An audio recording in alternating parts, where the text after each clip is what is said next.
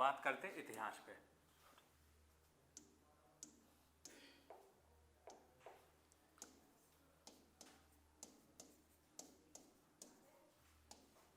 क्या है इतिहास?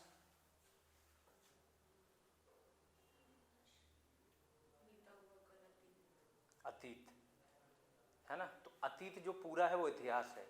लेकिन जब हम इतिहास पढ़ते हैं तो उसमें क्या पढ़ना पड़ता है?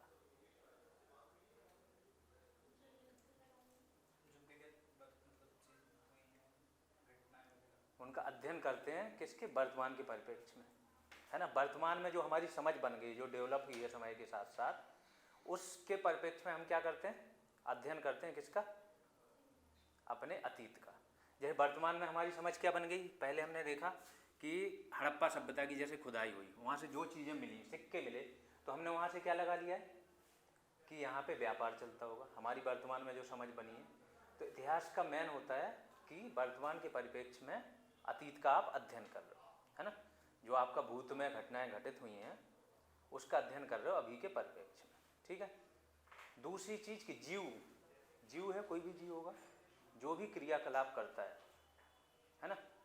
जीव जो भी क्रियाकलाप करेगा उसको इतिहास बोलते हैं, और जिस भूमि पे वो क्रियाकलाप करेगा उसको क्या बोलेंगे?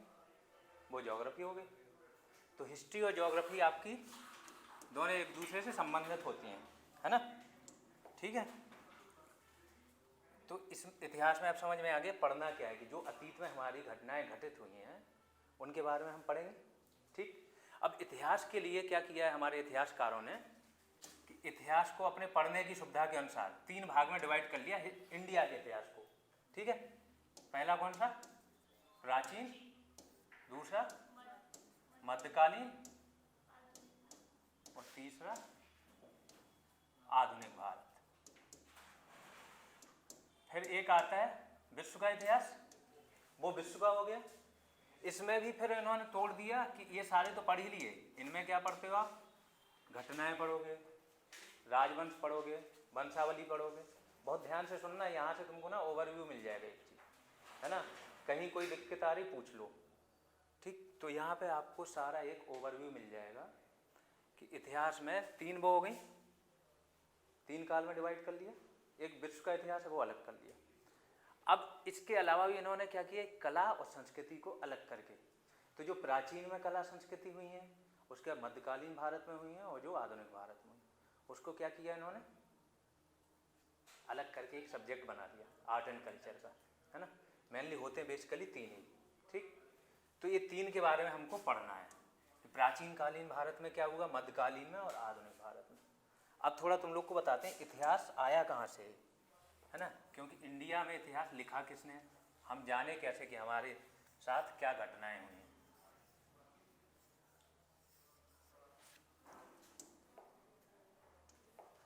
तो इतिहास के बारे में, इतिहास क्या लगता है, हमारे पास ऐतिहासिक पुस्तकें थी पहले से? कैसे हमने जाना इतिहास के बारे में अपने? जब अंग्रेज यहाँ पे आए, इन्होंने 2 तरीके से इतिहास की खोज की। पहला इन्होंने खुदाई की, पुरातात्विक साक्ष्य निकाले। क्या होते हैं पुरातात्विक साक्ष्य? जमीन के अंदर से जो निकल। दूसरे साहित्यिक साक्ष्य निकाले, और उन साहित्यिक साक्ष्य में जो लिपि थी, लिपि जानते हो क्या होती है? लिखने वाली। एक होती है बोलने वाली भाषा, जो हम बोल रहा हूँ अभी मैं, एक जो मैं लिख रहा हूँ, ये है देवनागरी लिपि। तो किसी भाषा को कन्वर्ट करके लिखना, वो हो गई लिपि। तो जो लिपि थी उसको इन्होंने पढ़ा, क्योंकि पहले की जो लिपियाँ थीं कोई पढ़ना नहीं जानता था, खासतौर से जैसे ब्राह्मी लिपि थी संस्कृत वाली, वो कोई पढ़ना नहीं जान रहा है। तो इन्होंने क्या किया, उसको पढ़ा, एक एक शब्द का मतलब निकाला, उससे अपना इतिहास इन्होंने पढ़ डाला। अब जब इन्होंने इतिहास पढ़ डाला तो ये लिखेंगे, है ना। तो जो ब्रिटिश उपनिवेशवाद वाले इतिहासकार थे तुम्हारे, उन्होंने इतिहास सबसे पहले, हमारा इतिहास हमारे ही सामने रखा। ज़रूरतें उनकी थी लेकिन उन्होंने रखा। तो उसमें थे एक जेम्स प्रिंसेप। ये क्वेश्चन आता है डायरेक्ट। इन्होंने सबसे पहले ब्राह्मी लिपि पढ़ी 1837 में, है ना। उससे इन्होंने ब्राह्मी लिपि जब पढ़ ली तो अधिकतर अभिलेख जो थे वो क्या थे, ब्राह्मी लिपि वाले थे। तो इनको पता चला कि क्या था अभिलेखों में। ये थोड़ा अभी डिटेल में बता रहा हूँ कि एक तुम्हारा आइडिया लगे।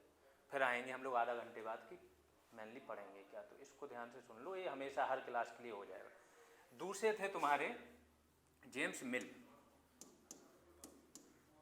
इनका नाम सुनोगे आगे चल के जब थोड़ा डिटेल में पढ़ोगे, ठीक है। जेम्स मिल ने एक पुस्तक लिखी, उसमें इतिहास को डिवाइड कर दिया इन्होंने सांप्रदायिक आधार पर। सांप्रदायिक का मतलब समझते हो? सांप्रदायिक दंगे होते हैं, सुना है?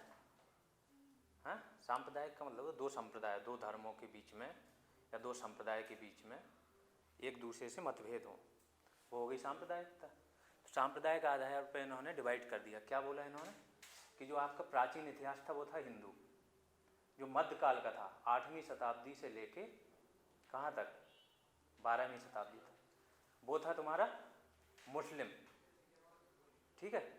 8वीं से 12 और 12वीं के बाद भी कब तक 1526 तक मुगल आए, तब भी मुस्लिम रहा।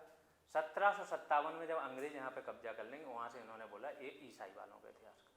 इस तरीके से इन्होंने लिख दिया क्या, सांप्रदायिकता के आधार पर इतिहास का डिवीजन कर दिया।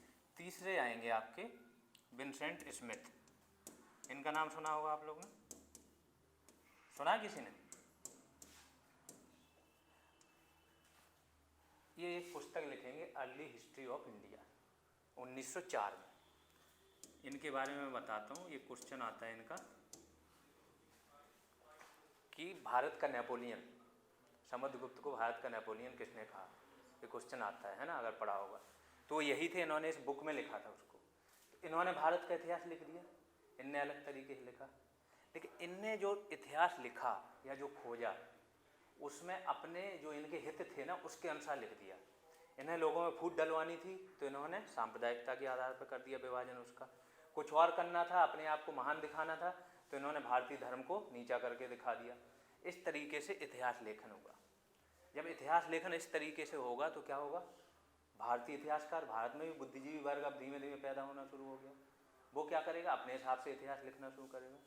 तो बहुत सारे इतिहासकार थे, भंडारकर है ना, KP जायसवाल, इनके नाम बाद में, मतलब ये तुम लोग के लिए उतना ज़रूरी नहीं है, बस एक आइडिया लग जाए। तो जब भारतीय इतिहासकार आए तो उन्होंने प्रतिक्रिया स्वरूप अपना इतिहास लिखा कि जब इन्होंने हमारी इतनी बुराई कर दी तो हमें भी तो अपनी कुछ अच्छाइयाँ दिखानी होंगी, है ना। तो वो क्या दिखाएंगे, वो अपने हिसाब से अपना इतिहास लिखेंगे।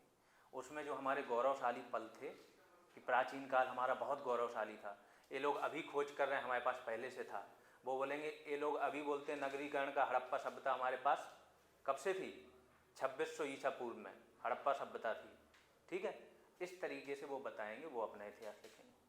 स्वतंत्रता के बाद एक इतिहास लेखन की नई परंपरा शुरू होगी जिसको बोलते हैं मार्क्सवादी इतिहासकार। मार्क्सवाद का नाम सुना है? क्या होता है मार्क्सवाद? हाँ, विचारक थे मार्क्सवाद, लेकिन मार्क्सवाद क्या होता है? साम्यवाद क्या होता है? साम्यवादी पार्टियां क्या होता है? ये मेनली एक विचारधारा है जिसमें ये मानते हैं, एक तो ये गरीब तबकों, जो मजदूर है, किसान वर्ग है, इनके मुद्दे उठाते हैं, ठीक है, मजदूर और किसानों के मुद्दे उठाएंगे। दूसरा ये विचारधारा है, ये जो मानती है कि इनका जो शोषण हो रहा है, इस शोषण से मुक्ति कब मिल सकती है, जब ये हिंसा के दम पे सत्ता पलट दें और खुद सत्ता में आ जाए, ठीक है। ये विचारधारा, तो मार्क्सवादी इतिहासकार आए, इन्होंने अपना इतिहास लिखा। तो ये क्या करेंगे, ये गरीबों को सबसे ऊपर रखेंगे अपने इतिहास में, है ना। गरीब में कौन आ गया, सामाजिक और आर्थिक रूप से जो पिछड़े लोग हैं उनको रख दें। इस तरीके से हमारा इतिहास लेखन हुआ है, ठीक। अब आ जाते हैं हम लोग अपने मेन कंटेंट पे। इतिहास में समझ में आ गया, दो तरीके से इतिहास की खोज हुई है। एक तो साहित्यिक स्रोत हमको मिले हैं, जो लिखा हुआ मिल गया, उसको पढ़ लिया, उससे जानकारी मिल गई। दूसरा कैसे जानकारी मिलेगी, पुरातात्विक गुण। दूसरा है पुरातात्विक साक्ष्य, जो है वहां से हमको जानकारी मिलेगी। तो पुरातात्विक में क्या क्या आ जाते हैं,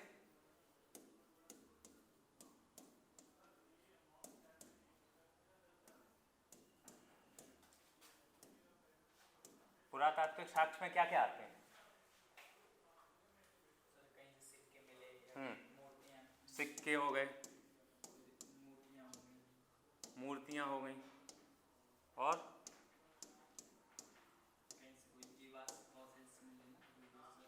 फॉसिल्स हुए। फॉसिल्स में लेकिन ये हल्का सा आइडिया लग जाता है ना, समाधान पद्धति क्या थी, कैसे ये करते थे, क्या मान्यताएं थी। फॉसिल्स हो सकता है, और क्या भ्रंशावशेष, कोई बिल्डिंग बनी है ना, किला बना, उनके अवशेष मिल गए, ठीक है। और क्या हो गया, अभिलेख हो गए, मोहरें हो गई, मधुभांड हो गए, मधुभांड मतलब मिट्टी के बर्तन, ये सारी चीज़ें मिल जाएंगी। ये क्या हो गए, पुरातात्विक साक्ष्य हो गए, ठीक। जब ये साक्ष्य मिलेंगे, इनसे क्या अनुमान लगाते रहेंगे हर चीज़ से। मूर्तियाँ जैसे मिलेंगी, कहीं देवियों की मूर्तियाँ ज़्यादा मिल रही, जैसे हड़प्पा सभ्यता में मातृ देवी की मूर्तियाँ काफ़ी मात्रा में मिली, तो इन्होंने क्या अनुमान लगा लिया कि इस सभ्यता में जो आपका मातृ सत्तात्मक सभ्यता थी, मातृ सत्तात्मक मतलब अभी चलता है समाज ना, अभी समाज चलता है, बात होती है कि पितृसत्तात्मक समाज है। पितृसत्तात्मक में क्या है कि जो पुरुष है वो प्रधान उसमें होता है अवस्था में, वो जो बोलेगा वही सबको बात माननी पड़ेगी। उस टाइम इन्होंने अनुमान लगाया कि जो महिलाएं थी वो प्रधान अवस्था में थी, ठीक है। तो इस तरीके से हर चीज़ से ये क्या अनुमान लगा लेते हैं। तो पुरातात्विक साक्ष्य हो गए। दूसरे होते हैं साहित्यिक साक्ष्य, वो तो डायरेक्ट लिख के बोल देते हैं कि क्या है क्या नहीं है। साहित्यिक साक्ष्य में क्या क्या हो जाएगा,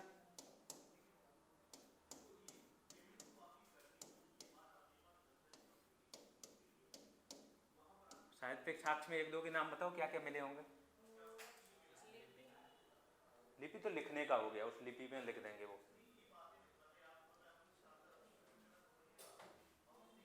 जैसे साहित्यिक साक्ष्य हो गए आपके, कोई भी एक बुक का नाम बताओ जो पुराने काल की आप लोगों ने पढ़ी हो। मेगास्थनीज की इंडिका का नाम सुना है, कौटिल्य की अर्थशास्त्र का नाम सुना है ना, वेद का नाम सुना है, पुराण का नाम सुना है, उपनिषद का नाम सुना है, ये सारे क्या हो गए, साहित्यिक साक्ष्य, है ना, कि वेद पुराण उपनिषद आरण्यक ब्राह्मण ग्रंथ, ये सारे आपके साहित्यिक साक्ष्य हो गए। ये धार्मिक साहित्यिक साक्ष्य हो गए, जैन धर्म के उठा लो, बौद्ध धर्म के उठा लो, है ना, भगवती सूत्र, इसके बाद आपके सौंदर्यानंद, बुद्ध चरित्र, तो ये हो गए सारे अलग अलग धर्म के धार्मिक। फिर धर्म निरपेक्ष कुछ साहित्य हुआ है, जैसे कल्हण ने लिखी है राजतरंगिणी, सुना है ना, है, मुद्रा राक्षस मैंने बोली है, विशाख दत्त ने लिखी। तो ये सारे साक्ष्य क्या हो गए, साहित्यिक साक्ष्य। साहित्यिक साक्ष्य में दो तो हो गई बुकें, एक कुछ यात्री आए यहाँ पे, उन्होंने यात्रा विवरण दिए अपने, जैसे कौन यात्री आया, पायान आया, होइनसांग आया, अलबरूनी आया, मेगास्थनीज भी आया था, ठीक है। ये यात्रियों ने जो अपने यात्रा विवरण दिए, उससे भी हमें इतिहास के बारे में पता चला। तो इतिहास के ये हो गए स्रोत। अब यहाँ से ये जानकारी क्या बोलो, ये जो जानकारी है मैं एक इसलिए दे रहा हूँ कि ये अब आगे से जैसे टॉपिक शुरू होगा यही सारी चीज़ें काम आएंगी, ये सारा तुम्हारा बेस बना देंगी, हर चीज़ समझ में आएगी। जैसे मैं बोलूँगा यहाँ से ये स्रोत मिला, इसने ऐसे किया, तो एक समझ बन जाएगी, ठीक। और जब किसी टॉपिक की समझ बन जाती है फिर तुमको बार बार रटना नहीं पड़ता। प्लस क्वेश्चन अगर कहीं से भी आ रहा है, होता क्या है कि ऐसे में जो तुमने पढ़ा है ना वही आएगा तो कर पाओ, हल्का सा भी घुमा दिया तो नहीं कर पाओ, है ना। बनलाना नहीं, कोई भी हो, और अगर टॉपिक की समझ है, क्वेश्चन डायरेक्ट वो नहीं भी आ रहा है तो क्वेश्चन का आंसर निकाल लो, एलिमिनेट कर लोगे कि ये आंसर नहीं हो सकता, ठीक।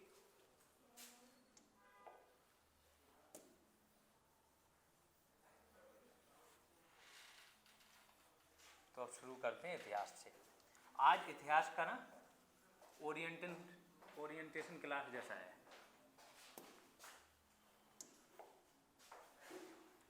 इतिहास के पार्ट मैंने बताया, कौन कौन से पार्ट में इतिहास है, 3 पार्ट में। पहला प्राचीन भारत,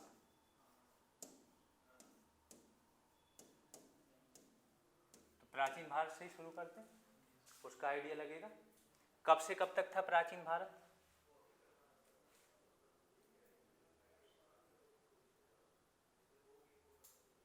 पहले सबका टाइमलाइन सुन लो, ठीक है।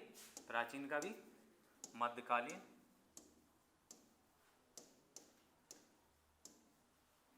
और आधुनिक।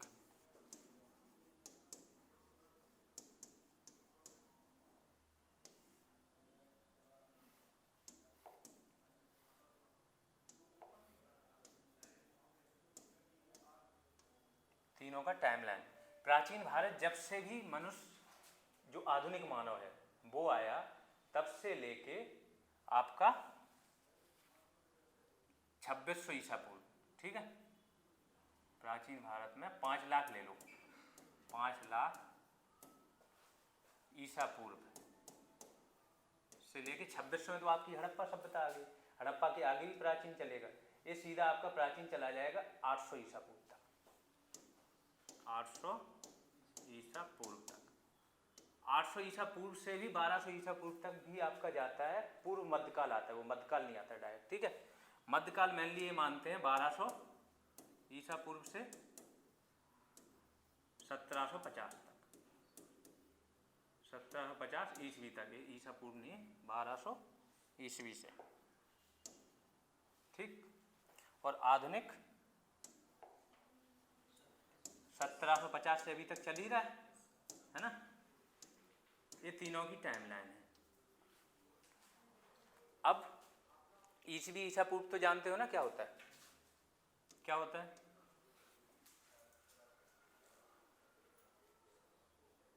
ईस्वी ईसा पूर्व पता है?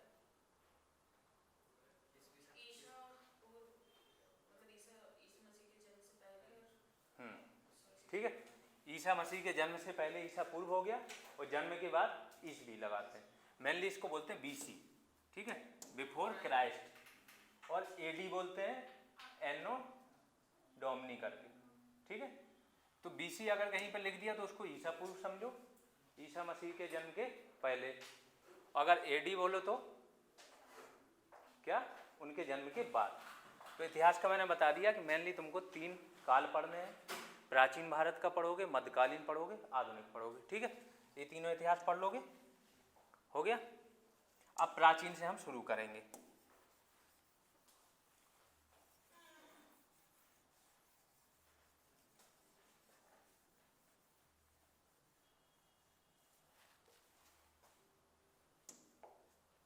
प्राचीन भारत के इतिहास में क्या पढ़ोगे?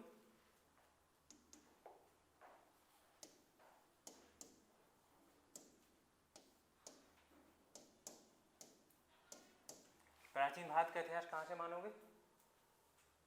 अभी बताया मैंने, 5 लाख ईसा पूर्व से लेके 800 ईस्वी तक आप जाओगे, वो सारा क्या पढ़ोगे उसमें? प्राचीन भारत। तो मेनली हम लोग कहाँ से जाएंगे? लोगों ने सुना होगा पाषाण काल, सुना है? क्या होता है पाषाण का मतलब?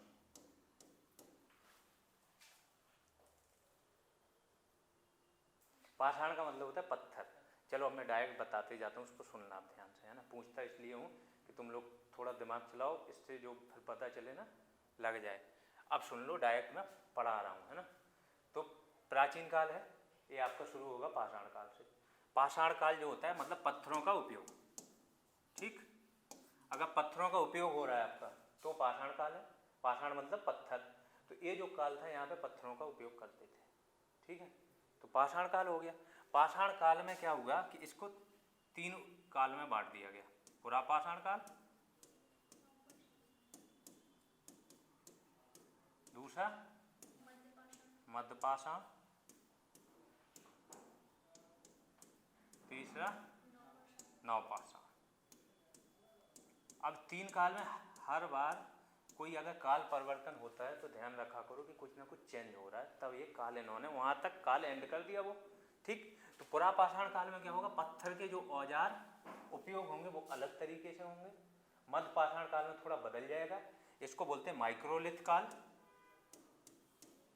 माइक्रोलिथ, माइक्रोलिथ का मतलब लघु पाषाण उपकरण आ जाएंगे यहाँ पे, बहुत ही छोटे छोटे पत्थरों के उपकरण आ जाएंगे, तो मध्य पाषाण हो गया। नवपाषाण काल में पाषाण काल का जो सबसे लेटेस्ट था, यहाँ पे पाषाण उपकरण भी बदल जाएंगे और बहुत सारी चीज़ें चेंज आएंगे, तो ये नवपाषाण काल हो गया।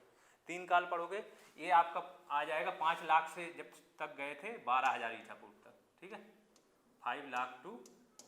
और इनके सन में ना चेंजेज है, कहीं पे 10 लाख भी, 20 लाख भी, वो तो जब से शुरुआत हुई है इनका कोई सन नहीं पूछता है, तो यहाँ उस पर नहीं जाना। अलग अलग बुकों में अलग अलग दिया है, तो एक नॉर्मली जो बेसिक है वो मैंने बता दिया कि 5 लाख से लेके आपका 12,000 टोटल। सुनो पहले इसका, ठीक है, 12,000 BC ईसा पूर्व तक आपका कौन सा हो गया? पुरा पाषाण। मध्य पाषाण 12,000 से 10,000,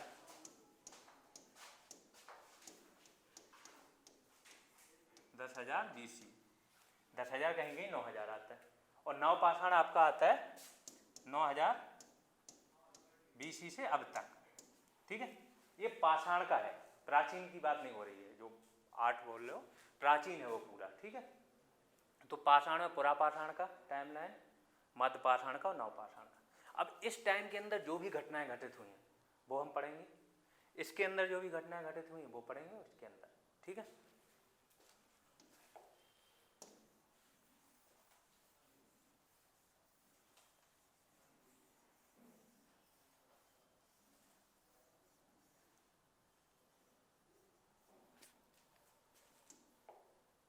तो जब पुरापाषाण शुरू होगा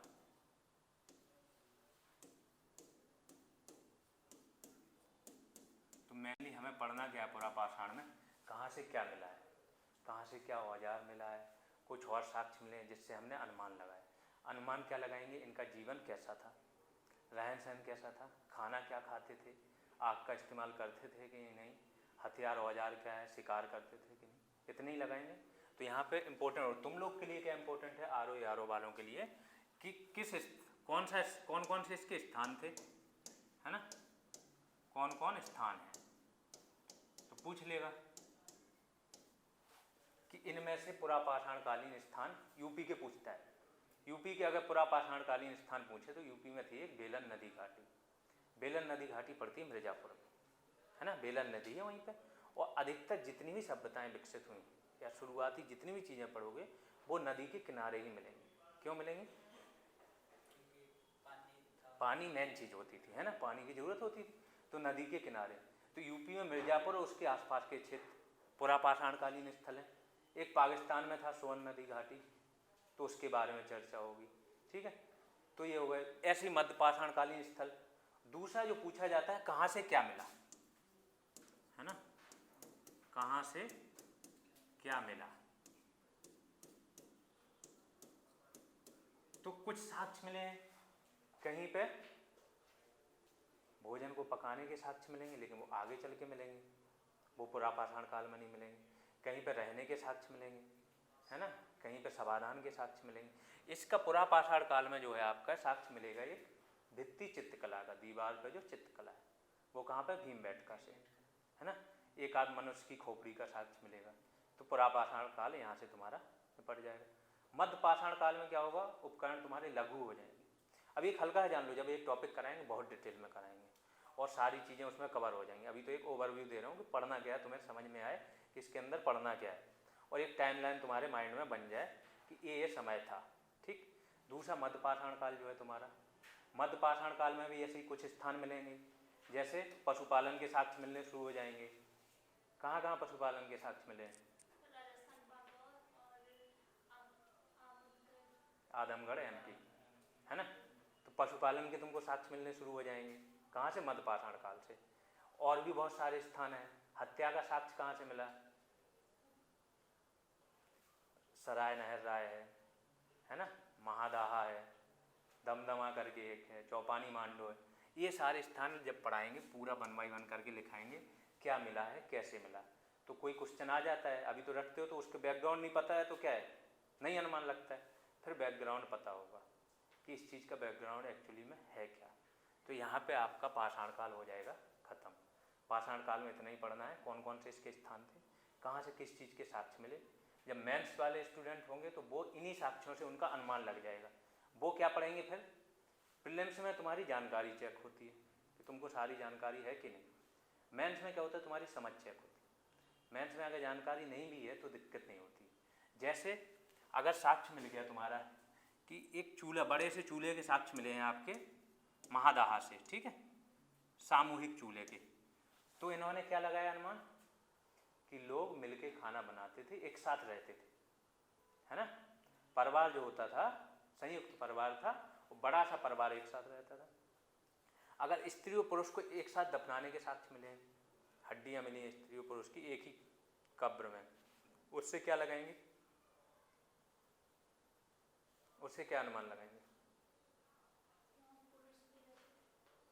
स्त्री परंपरा मतलब क्या, ऐसी परंपरा होगी कि एक साथ दफनाने का साक्ष्य मिल गया, क्या लगता है एक साथ मरे होंगे स्त्री पुरुष? सती प्रथा के साथ, है ना, कि पुरुष की मृत्यु हो गई होगी तो सती हो गई होगी स्त्री और एक साथ दफना दिया दोनों को। तो ये मेंस के लिए काम आएगा कि सती प्रथा के साक्ष्य कहाँ से मिल रहे हैं, है ना। तो मेंस में आपकी क्या चेक होती है? समझ, कि उन जो इन्फॉर्मेशन आपके अंदर है उससे आपने समझ क्या बनाई, वो आपका मेंस का पार्ट है। ये आपका प्रीलिम्स का पार्ट है कि सारी इन्फॉर्मेशन आपके पास। जब प्रीलिम्स की चीज़ों को मेंस के कॉन्सेप्ट से जोड़ दिया जाए, यहाँ हम क्या कराएंगे, बताएंगे सारी चीज़, अनुमान सारा लगा देंगे, लिखवाएंगे वही जो तुम्हारे लिए प्रीलिम्स के लिए इंपॉर्टेंट है, क्योंकि समय भी तुम्हारे पास कम होगा।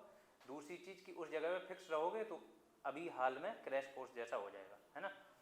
तो दो चीज़ें हो जाएंगी कि याद रखने में सहूलियत होगी और माइंड में पूरा बना होगा, जिससे कि कोई दिक्कत नहीं आएगी। ठीक, तो यहाँ पे समझ में आ गया क्या क्या पढ़ना है, कहाँ से क्या मिला और कौन कौन से स्थान थे। ये हम मौखिक बता देंगे कि ये चीज़ मिली है तो इसका मतलब क्या होता है, ये चीज़ मिली तो उससे क्या होगा कि अनुमान लगा लोगे राजनीतिक जीवन कैसा था, सामाजिक जीवन कैसा था।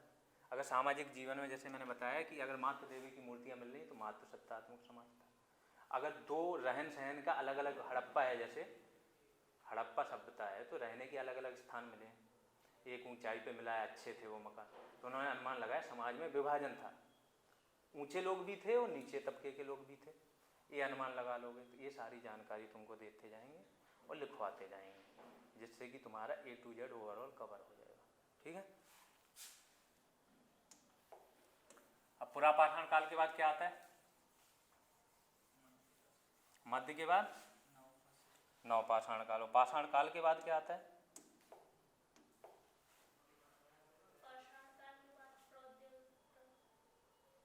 कौन सा काल?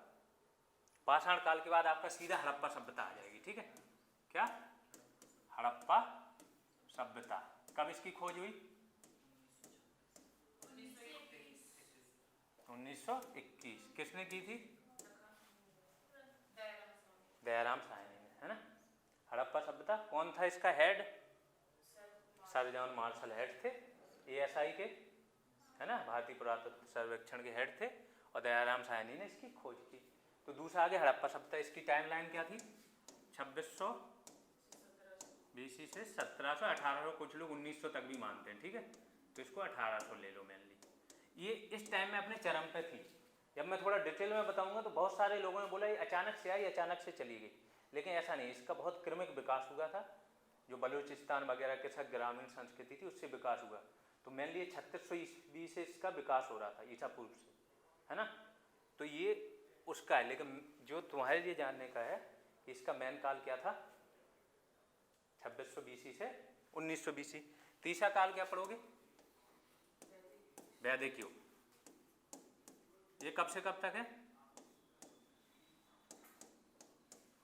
ये होगा आपका 1500 से 600 BC तक। BC का मतलब समझ रहे हो ना, यहाँ से ईसा पूर्व, है ना। लिख लेना है ऊपर, कुछ टर्म्स लिख लेना है कि इसका मतलब क्या होता है, तो अब कुछ भी मैं शॉर्ट में यूज करूँ तो वो समझ जाओगे। ठीक है, तो वैदिक। अब इसके दो पार्ट थे, एक ऋग्वैदिक काल, दूसरा उत्तर वैदिक काल। ऋग्वैदिक कब से कब तक था? 1500 से 1500 BC से 1000 BC।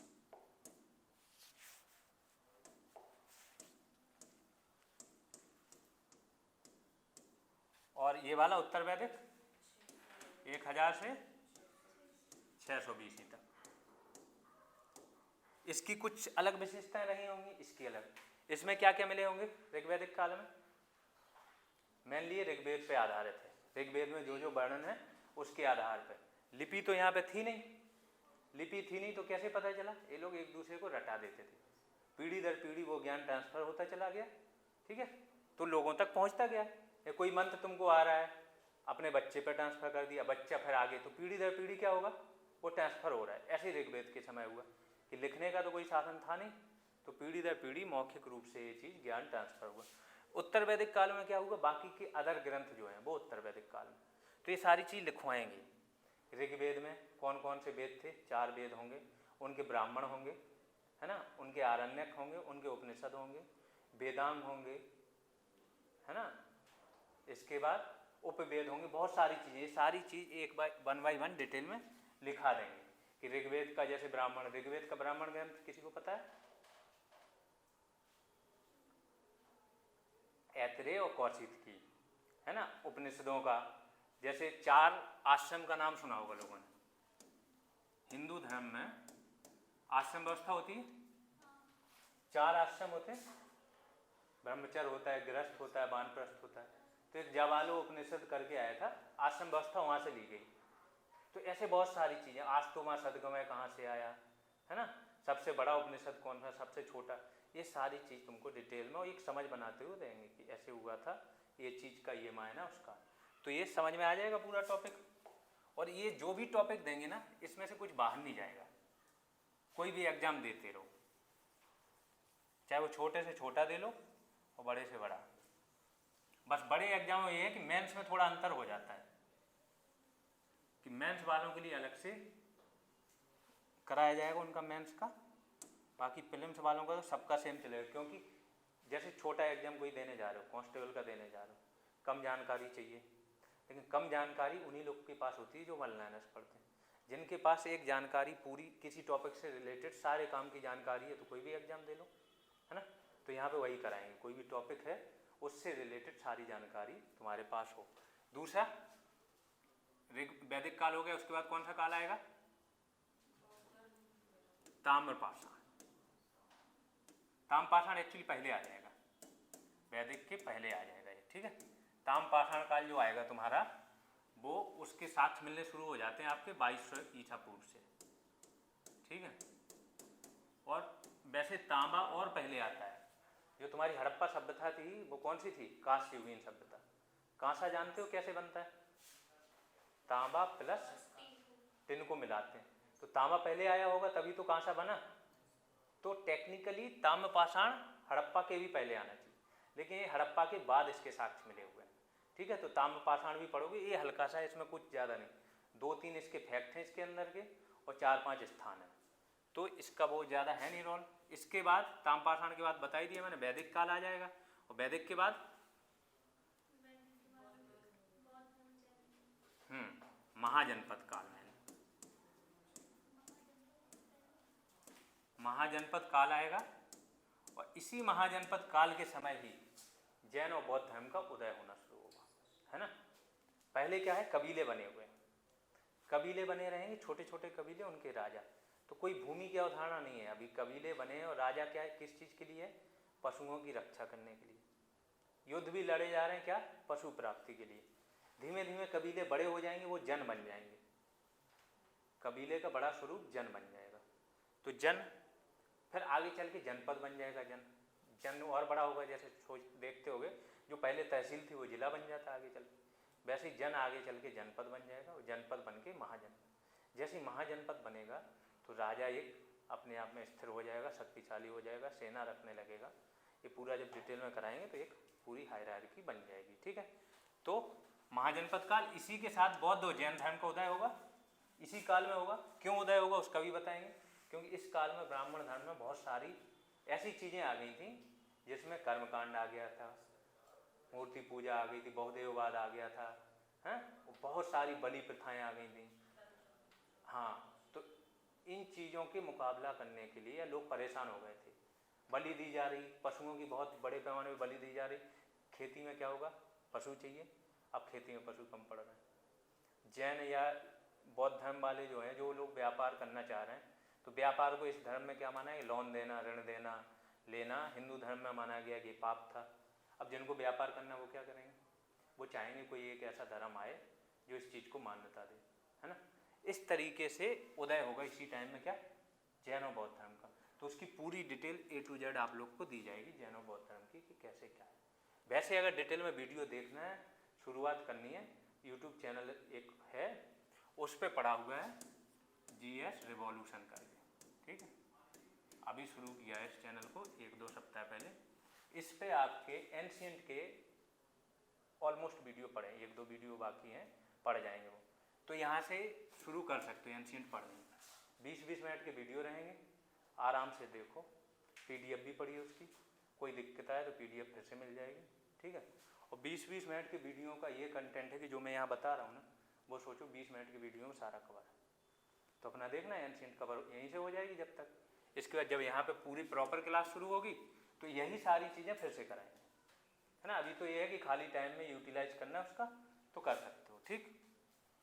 अब आते हैं, अब इसको देखना है, इस नाम से 2-3 चैनल है, मेन इसी नाम से होगा, लोगो भी इसी नाम से होगा। तो उसमें क्या होगा कि यहाँ से सृजन से हिंदी आप पढ़ सकते हो और यहाँ से ये चीज़ पढ़ सकते हो। तो अभी आपका ये कंटिन्यूटी बनी रह जाएगी। दूसरा, महाजनपद के बाद क्या आएगा? महाजनपद काल में अलग अलग वंश आएंगे।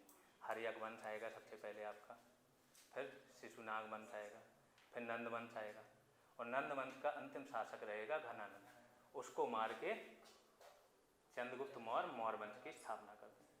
मौर्य वंश आ जाएगा। मौर्य वंश के अंदर चंद्रगुप्त मौर्य को पढ़ोगे, बिंदुसार को पढ़ोगे और अशोक को पढ़ोगे, है ना। अशोक के बाद छोटे छोटे शासक आ जाते हैं कमजोर, फिर मौर्य वंश आपका खत्म। फिर आपका पुष्यमित्र शुंग आएगा, वो क्या करेगा? शुंग वंश की स्थापना करेगा। उसके अंतिम सेनापति को मार के शुंग वंश की स्थापना करेगा। तो पहले मैं लिख ही दे रहा हूँ, ये एक माइंड में तुम्हारा बन जाए कि पढ़ना क्या क्या है ना। फिर बता दे रहा हूँ मौके। और ये जो भी टॉपिक बन रहा है, एक बार तुम्हारी समझ टॉपिकों की बन गई ना कि ये टॉपिक है, इसके अंदर ये है, फिर बहुत आसान हो जाएगा। कंटेंट मुश्किल से आधे पेज का होता है किसी टॉपिक के अंदर, ठीक। तो महाजनपद, महाजनपद के बाद मौर्यकाल, मौर्यकाल के बाद मौर्योत्तर काल,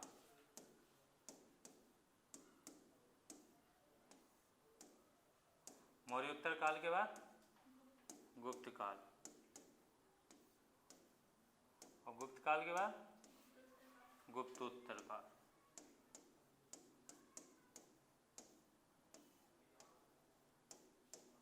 तो मौर्य काल मैंने बता दिया, क्या पढ़ोगे मौर्य काल के अंदर।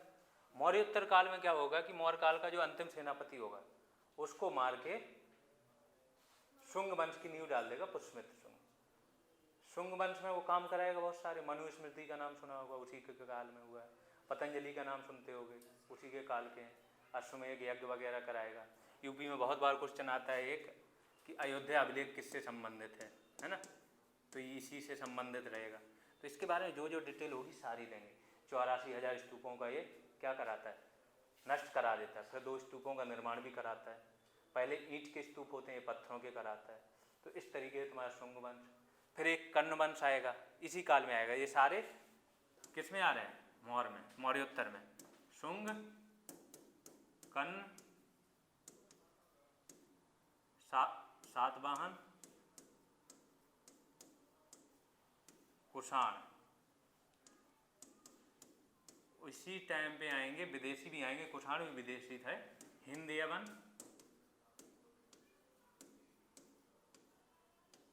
शक, पहलव और कुषाण। कुषाण तो ये हो ही गया, ठीक है। ये सारे मौर्योत्तर काल के तुम्हारे किरदार हैं। ये लोग आएंगे, किससे युद्ध लड़ रहे हैं, क्या संधि है, हैं? कौन सी उपाधियां ले रहे हैं, किस टाइप के सिक्के चलाए, ये सारी डिटेल एक एक टॉपिक वाइज तुमको दे दी जाएगी। समझ में आ जाएगा। और बहुत छोटे छोटे टॉपिक हैं। मौर्योत्तर काल के बाद क्या पढ़ोगे? गुप्त काल। गुप्त काल के बारे में किसी को कोई जानकारी? हाँ, और कौन कौन था इसका शासक? चंद्रगुप्त प्रथम आएगा, समुद्रगुप्त आएगा, चंद्रगुप्त द्वितीय आएंगे। सब इस गुप्त काल के सारे राजा बहुत इंपॉर्टेंट होंगे। सबकी उपाधियां, युद्ध, किसके बारे में किसने क्या कहा, कहाँ से क्या मिला, है ना। गुप्त काल का ही एक राजा आएगा, वो क्या कराएगा? नालंदा की स्थापना। कौन था वो? कुमारगुप्त था। उसी के समय में सबसे ज़्यादा अभिलेख मिलेंगे कुमारगुप्त के समय के। तो कुमारगुप्त की सारी डिटेल दे देंगे। और उससे लिंकअप जो जो टॉपिक हो सकते हैं आगे के, वो सारे वहीं पे लिंकअप करा देंगे, जिससे कि तुम्हारी एक समझ बन जाए, ठीक है। तो ये गुप्त काल हो गया। गुप्त काल का जो अंतिम शासक होगा उसको मार के वो खत्म हो जाएगा। इसके बाद क्या होगा ना कि गुप्त काल तक भारत जो होगा एक विशाल साम्राज्य होगा। गुप्त काल जैसे ही खत्म होगा तो भारत में छोटे छोटे शासक आ जाएंगे, कोई पश्चिम में राज कर रहा है, कोई पूरब में, कोई ऐसे, ठीक।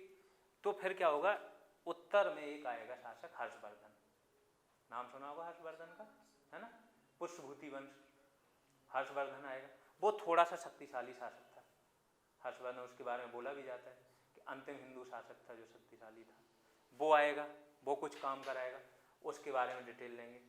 और यहाँ से तुम्हारा क्या होगा कि मैन राजवंश उत्तर भारत के आपके समाप्त हो गए, 6वीं ईस्वी तक पहुँच गए। जो जो यात्री आए हैं, क्या क्या यात्रा वृत्तांत दिया, जिसकी जो विशेषताएं हैं, जैसे एक टॉपिक उठाएंगे, कोई भी टॉपिक, जैसे मौर्य काल उठाए, मौर्य काल के बारे में चंद्रगुप्त मौर्य उठाए, तो चंद्रगुप्त मौर्य ने क्या किया, किस किस चीज़ को जीता, कहाँ कहाँ तक इसका शासन था, इसके समय में और क्या हुआ, है ना, सिकंदर आया तो कब आया, ठीक, किससे विवाह हुआ इसका, क्या उपाधियाँ थी, ये सारी डिटेल चंद्रगुप्त मौर्य के बारे में मिल जाएगी। फिर दूसरे के बारे में, तो ऐसे ही सब के बारे में 1 बाई 1 करके डिटेल में आपको बताया जाएगा, ठीक है। तो ये हो गया गुप्तोत्तर काल हो गया, इसी में हर्षवर्धन वगैरह आ गए। फिर आपके 3 राजवंश बड़े बड़े आएंगे।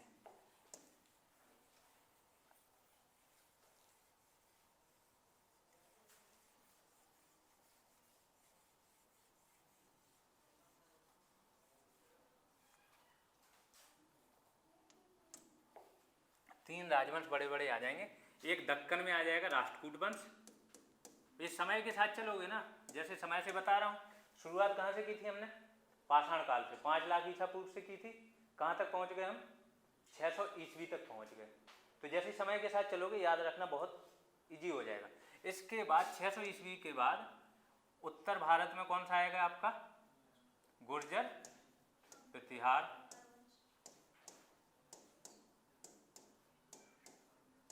आपका पूर्वी भारत बंगाल और बिहार में आएगा पाल वंश। ये अगर बिहार का कोई एग्जाम दे रहा है तो ये वंश बहुत इंपॉर्टेंट हो जाए, बीपीएससी वगैरह किसी को देना हो आगे चल के, ठीक है। इसके बाद आपका कौन सा आएगा, दक्कन में राष्ट्रकूट, ये लिख दिया मैंने वैसे, ठीक है। दक्कन मतलब क्या, महाराष्ट्र, ये साउथ वाले बात करेंगे, अलग से करेंगे उसका, ठीक है। तो ये आ गए। अभी उत्तर भारत की बात हो रही, साउथ के वंश हम अलग से उठा लेंगे, वो मुश्किल से 4-5 हैं टोटल, तो हो जाएंगे, ठीक है। तो ये राष्ट्रकूट आ गया दक्कन का। ये 3 मेन वंश आएंगे, इनमें लड़ाई होगी आपस में कन्नौज पे राज्य स्थापित करने के लिए। तो वो सब कौन कौन था, ध्रुव कहाँ था, है ना, नागभट्ट कहाँ था, वत्सराज कौन था, ये करके पूरी डिटेल में कौन कौन से युद्ध लड़े, क्या है। तो यहाँ पे आपके ये 3 वंश खत्म हो जाएंगे। फिर आते हैं, अब राष्ट्रकूट है, जो एलोरा की गुफाओं का नाम सुना होगा लोगों ने, हाँ, उसने मंदिर बनवाया एक, प्रथम ने, राष्ट्रकूट वंश का शासक था। तो वो पूरी डिटेल जिसके बारे में चर्चा करेंगे, देखोगे कि हिस्ट्री जैसी खत्म होने को आई तो कोई भी ऐसा फैक्ट बचा नहीं जो उस टॉपिक के अंदर नहीं आ गया। अभी क्या पढ़ते हो कि एक फैक्ट उठाया कहीं से आ गया, है ना, कैलाशनाथ मंदिर का निर्माण किसने कराया, पता ही नहीं है क्या था, सीधा रट के बैठे हो, बैकग्राउंड नहीं पता। लेकिन जब राष्ट्रकूट वंश कराएंगे तो उसके सारे शासक कराएंगे।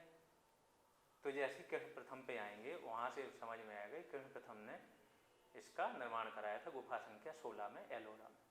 जब ये डिटेल होगी फिर भूलने की जरूरत नहीं पड़ेगी, है ना। अब यहाँ पे दक्षिण में आ जाते हैं, और उत्तर भारत में कुछ सोलंकी राजवंश वगैरह हैं, और छोटे छोटे हैं। तो वो जो छोटे छोटे होंगे ना, उनको क्लब करके हल्का सा देंगे। बंगाल में थोड़े गौड़ वंश थे पहले, उनका दे देंगे, ठीक। अब मेनली आ जाते हैं दक्षिण भारत। दक्षिण भारत में क्या होगा, कौन से आएंगे,